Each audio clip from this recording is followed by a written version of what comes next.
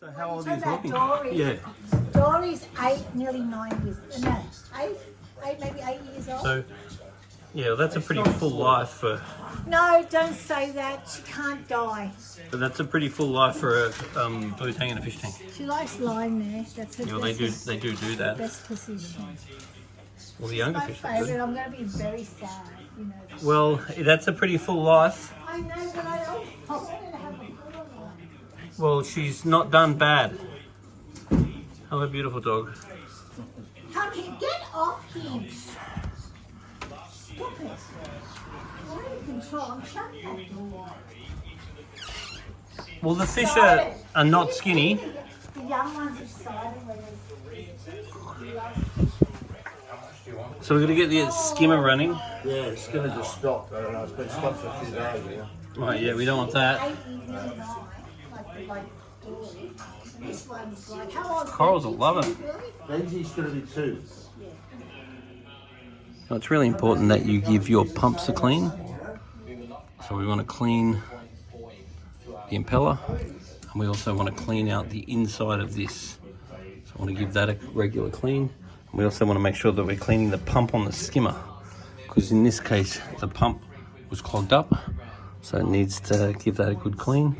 So it's good a couple of times a year, give it all a clean, and once you've cleaned it all out, put it all back together, and she'll run. Every single item in your aquarium probably has a pump, so it's really important that the pump impeller is cleaned a couple of times a year. Otherwise it will not be running at maximum efficiency. Now it's really important to check that the pipes for your dosing pump are actually going into the bottles, not missing the bottles. And it's really important to check regularly to make sure they're not empty. In this case, quite a few of them are getting low, but the nitrate phosphate remover is currently run out. So I will swap it over to some phosphate remover here, but that will definitely need attention. The nitrate and phosphate level has elevated in this tank.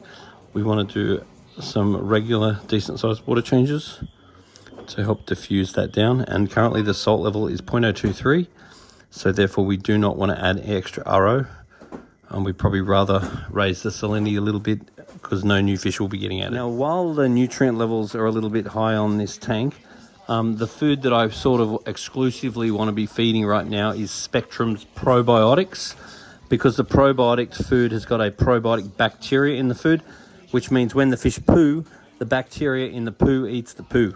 So it tends to keep it quite clean. This is a very good food. I'd be chucking about one of these pellets in every day or so. While the fish are quite fat, they're a little bit on the fat side. I wouldn't go too nuts with it. So feeding these foods are totally fine, but for now I want Spectrum probiotics, and I want the food on the low side, but not being silly with it, because I don't want to see the fish go from a little bit on the fat side to skinny. With all your lights, it's really important that you don't let dust build up on this, or it means your lights won't kill properly, and that can be a problem.